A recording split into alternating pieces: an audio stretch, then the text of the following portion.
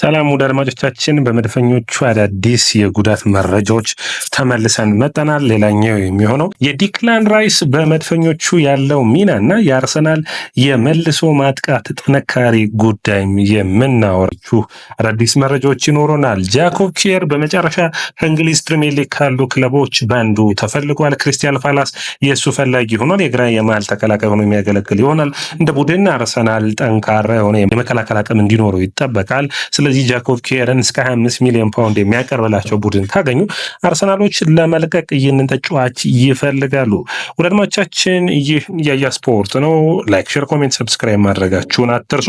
እንግዲህ አርሰናል የጉዳት መረጃዎች በተለይ ለሮቡ ጨዋታ ለሪያል ማድሪድ ጨዋታ የሚጠበቅና የሚያጓጓ ነው የሚሆነው። ስለዛም የምንላችሁ ነገሮች ይኖሩናል። ይህ ያያ ስፖርት ነው። ወደ አድማጮቻችን እንግዲህ በጉዳት መረጃዎችን ጀምር። የመጀመሪያው የሚሆነው የቶማስ ፓርቲ፣ ጆርጂኒዮ እና የቤን ዋይትን ጉዳዮች እናነሳለን። ቤን ዋይት በጨዋታው እንግዲህ እንዳልተሳተፈ የብሬንፎርድ ጨዋታ የሚታወስ ነው። ነገር ግን ይህ ተጫዋች በጥሩ ብቃት ላይ የመመለስ እድል ሊኖረው ይችላል። ስለዚህ አርሰናሎች አሁንም ተስፋ ያደርጋሉ። በግጭት ነው እንግዲህ በአርብ ዕለቱ በትሬኒንግ ስልጠና ላይ ግጭት አጋጥሞት ነው በጨዋታው ላይ በብሬንፎርድ ጨዋታ ያልነበረው። ከዛ ውጭ ጁሊያን ቲምበርም ችግሮች እንደነበሩበት ማይክል አርቴታ ተናግሮ ነበር። ስለዚህ ቶማስ ፓርቴ ቦታውን ሸፍኖ ተጫውቷል። ቶማስ ፓርቴ በጨዋታው ላይ እንግዲህ ድካም ስሜት ይሁን የጉዳትም ስሜት ተቀይሮ እንደወጣ የምታውቁት ነው። ያንን ተከትሎ እንግዲህ አርሰናሎች ተስፋ ያደርጋሉ። በተለይ የቤን ዋይትንም ቶማስ ፓርቲ ለሮቡ ጨዋታ የመመለስ እድላቸው ሰፊ ነው በማለት ማይክል አርቴታ ተናግሯል። የጆርጂኒዮ ተቀይሮ የወጣበት መንገድና አርሰናል ለ10 ደቂቃ በ10 ተጫዋቾች የተጫወተበት መንገድ አሳሳቢ እንደነበር የሚታወስ ነው። ነገር ግን ማይክል አርቴታ እንደተናገረው የጎን አጥንቱ ላይ ጉዳት እንደደረሰበትና ለመተንፈስ ስለተቸገረን የቀየር ነው በማለት አስተያየቱን ሰጥቷል። አርሰናል እንግዲህ ጆርጂኒዮን ያን ያክል አስፈላጊ ባይሆንም የቡድኑ አካል ሆኖ ወደ ማድሪድ እንዲሄድለት ይፈልጋል። ጁሊያን ቲምበርን የሚመለከተው አርሰናል የተጫዋች እንግዲህ ለ20 ደቂቃዎች ያክል ፓርቲን ቀይሮ ገብቶ ተጫውቷል። ጥሩ ፐርፎርማንሱን አሳይቷል። ስለዚህ ለዚህኛው ጨዋታ ዝግጁ ይሆናል። ያው የጁሊያን ቲምበር ጉዳይ የጨዋታዎች መብዛት ነው። አምና ኤሲኤል ጉዳት እንዳጋጠመው ታስታውሳላችሁ። ስለዚህ እስካሁን ድረስ በውድድር ዓመቱ ከ38 ጨዋታዎች በላይ አድርጓል።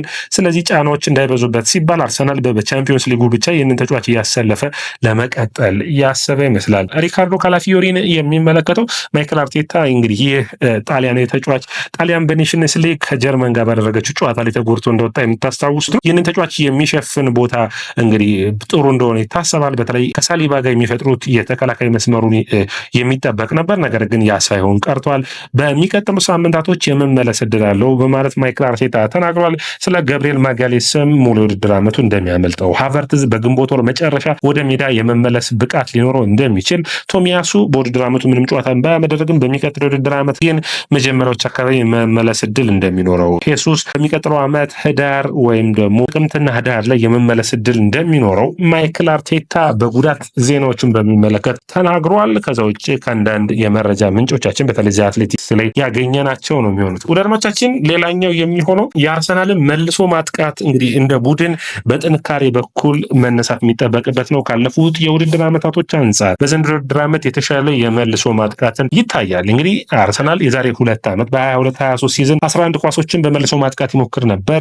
በአጠቃላይ 4 ጎሎችን ማስቆጠር ችሎ ነበር። በ23-24 ግን አምና ማለት ነው 15 ድሎችን ፈጥሮ 5.2 ሹቶችን አድርጎ ኦልሞስት 7 ጎል የሚሆኑ ድሎችን ፈጥሮ ነበር። በአጠቃላይ አርሰናል በዘንድሮ ውድድር ዓመት ግን 19 የመልሶ ማጥቃቶችን ሙከራዎችን አድርጓል። በተለይ ከጥር በኋላ አርሰናል በመልሶ ማጥቃቱ በኩል ጠንካራ ሆኗል። በሌስተር ሲቲ ጨዋታ ሚካኤል ሞሪኖ ያስቆጠረው 2ኛ ጎል፣ በቡካዮ ሳካ ፉልሃም ላይ ያስቆጠረው 2ኛ ጎል ተመሳሳይ አይነት እንደዚህ አይነት እርምጃዎች ነበራቸው። የኤቨርተኑ ጨዋታ ማርክ ጉሂ የደረሰን ጉሂ ኳሱን ከገጨ በኋላ ራሂም ስተርሊንግ ለትሮሳርድ ያስቆጠረበት ጨዋታ የምታስታውሱት ነው። የሳካ የፉልሃሙ ጨዋታም የሚታወስ ነው። የደረሰን ሲመሰርቱ ተሳሳተ። ከዛ በሚገባ አርሰናል ጆኪም ሜንደርሰን ማለት ነው። ከዛ በኋላ ዲክላን ራይስ፣ ማርቲኔሊ፣ ሞሬኖ አጋጠመው። ሞሬኖ ማርቲኔሊ ለሳካ አስቆጠረ። በአጠቃላይ አርሰናል በመልሶ ማጥቃት ላይ ደግሞ በዘንድሮ ውድድር ዓመት አስደሳች የነበረው በ60ኛው ደቂቃ ላይ እንግዲህ በጥሩ ሁኔታ ያስቆጠሩት የብሬንፎርዱ ጨዋታ ነው። አርሰናል በውድድር ዓመቱ እንግዲህ በማይክል አርቴታ ስር ጨዋታውን ተቆጣጥረው ለመጫወት የሚፈልጉ ናቸው።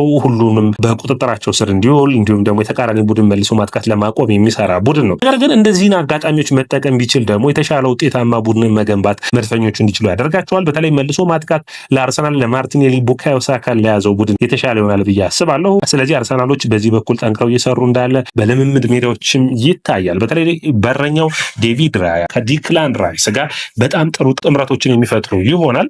ዲክላን ራይስ ደግሞ የአርሰናል የመከላከል የመከላከል ወይም ደግሞ የመልሶ ማጥቃቱ ሚና መስራች እንደሆነ ይታወሳል። በእነዚህም ሚናው የተለየ ብቃቱን እያየን እንገኛለን። በዚህም ሚናው ከያያ ቱሬና ከፓትሪክ ቬራ ጋር የሚያወዳድረው ይሆናል። ከዚህ በፊት አንተ የማጥቃቱን ኃይል ላይ ጎሎችን ታስቆጥራለህ ተብሎ ጠይቆ ነበር። አይ እሱም ብቃቴ በትሬኒንግ ስልጠና ላይ የሚሰሩ ጓደኞቼና እንዲሁም የቀድሞ የቡድን አጋሮቼ ያውቁታል፣ ነገር ግን እናንተ ቀስ ብላችሁ የምታዩት ይሆናል፣ ሎከሬ ውስጥ አለ በማለት አስተያየቱን ሰጥቶ ነበር።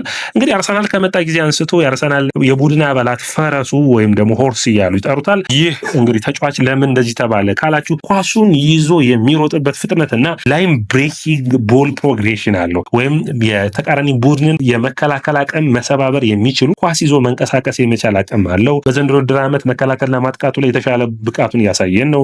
7 ጎሎችና 9 አሲስቶችን አድርጓል። 16 የጎል ተሳትፎ ላይ ደርሷል። ይህ ማለት ከአምና የውድድር ዓመት ጋር እኩል የሚያደርገው ነው። አርሰናል እንግዲህ 7 ጨዋታ በፕሪሚየር ሊጉ ላይ ይቀረዋል። እንግዲህ በትንሹ እንኳን ብናየው 6 የፕሪሚየር ሊግ ጨዋታዎች፣ 1 የአውሮፓ ቻምፒዮንስ ሊግ የሚያልፍ ከሆነ ደግሞ ቀጣይ ጨዋታዎችን የምናይ ስለሆናል። ስለዚህ ይህንን አቅሙን የማሳደግና የተሻለ ብቃቱን ልናይ እንችላለን። ግን እዚህም ከመምጣቱ በፊት ክለብ ብሩዥን በገጠሙበት ጨዋታ ላይ በዌስትሃምም ይህንን አይነት ብቃቱን አሳይቷል።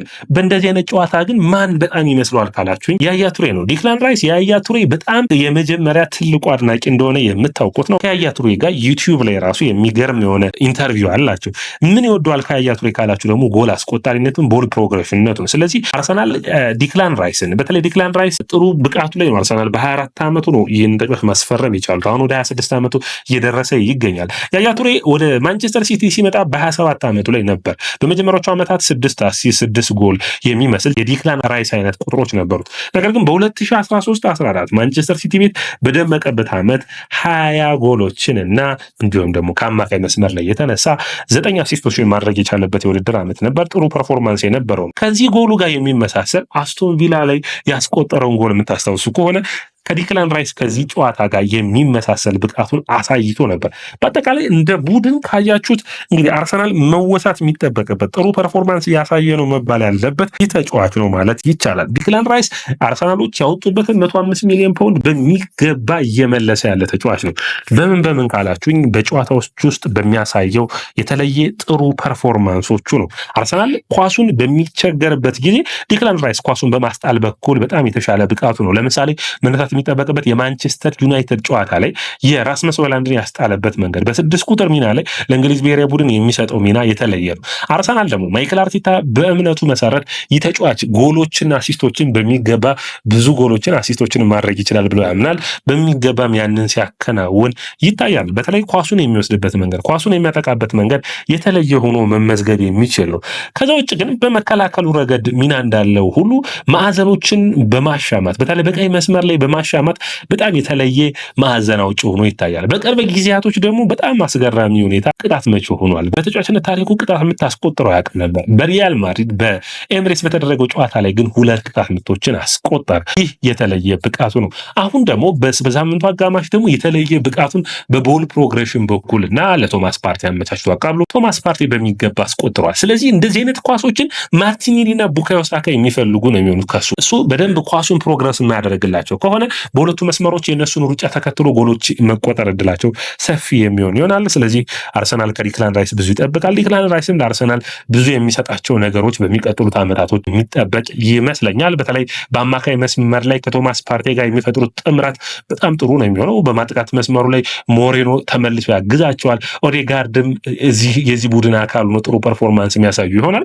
በተለይ የማይመስለውን እንግዲህ በጣም ብዙ ፐርሰንት የተረጋገጠ የሚመስለውን አርሰናል ወደ ቀጣዩ ዙር የማለፍ እድሉ ሰፊ ነው። ነገር ግን አሁንም ቢሆን ጠንክረው መስራትና በሪያል ማድሪድን በሳንቲያጎ በርናቦ ለሚያደርጉት ጨዋታ ይህ የአማካይ መስመር ከጉዳት ተመልሶ ጥሩ ፐርፎርማንስ ያሳያል ብለው አርሰናሎቹ መድፈኞቹ ያስባሉ። የተሻለ ብቃትን ለማሳየት ደግሞ እንደ ዲክላን ራይስ፣ ቡካዮ ሳካ፣ ማርቲኔሊ አይነት ተጫዋቾች ያስፈልጋሉ። የጃኮብ ኪቬርን ጥምረት በጣም ጥሩ ነው የሚሆነው ከሳሊባ ጋር። ሳሊባ በሳምንቱ አጋማሽ ያሳየውን ብቃት በርናቦ ላይ ማሳየት ይጠበቅባቸዋል። በርናቦ በከፍተኛ ሁኔታ እየተጠበቀ ከሚገኙ ጨዋታዎች ውስጥ አንዱ ይህ ጨዋታ ነው። ስለዚህ መድፈኞቹ ደግሞ ጠንካራ ብቃታቸውን ለማሳየት ሲሉ እንግዲህ ቶማስ ፓርቴ፣ ዊሊያም ሳሊባ ብዙ ተጫዋቾች እንግዲህ በበርናቦም የጨዋታ የበላይነትን ይዘን ለመጫወት እንሞክራለን በማለት አስተያየታቸውን ሰጥተዋል። ያንን ጨዋታ ተጠባቂ አድርገዋል። ወደ አድማቻችን ይህ ያያ ስፖርት ነው። ላይክ፣ ሼር፣ ኮሜንት፣ ሰብስክራይብ ማድረጋችሁን አትርሱ።